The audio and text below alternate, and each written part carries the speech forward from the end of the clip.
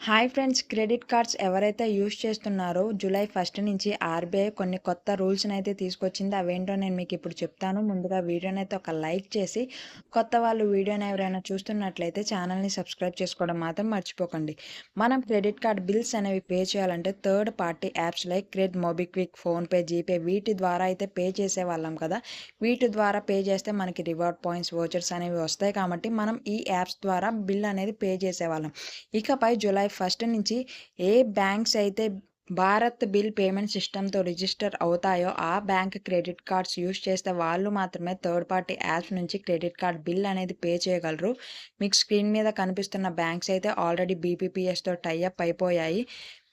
ఇంకా కొన్ని బ్యాంక్స్ మాత్రం ఇంకా రిజిస్టర్ అవ్వలేదు. మీకు స్క్రీన్ మీద కనిపిస్తున్న బ్యాంక్స్ మాత్రం ఇంకా బీపీపీఎస్‌తో టై అప్ అవ్వలేదనమాట.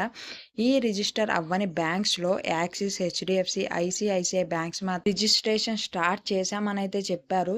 సో, ఈ థర్డ్ పార్టీ యాప్స్ నుంచి పేమెంట్ అనేది పే చేయలేని వాళ్ళు బ్యాంకింగ్ యాప్స్ ద్వారా గానీ, నెట్ బ్యాంకింగ్ ద్వారా గానీ డైరెక్ట్‌గా బ్యాంక్స్‌కెళ్ళి క్రెడిట్ కార్డ్ బిల్ అనేది పే చేయొచ్చు. ఈ వీడియోని మీ ఫ్రెండ్స్‌కి కూడా షేర్ చేయండి. వీడియోని లైక్ చేయండి. ఛానల్‌ని సబ్స్క్రైబ్ చేసుకోవడం మాత్రం మర్చిపోకండి.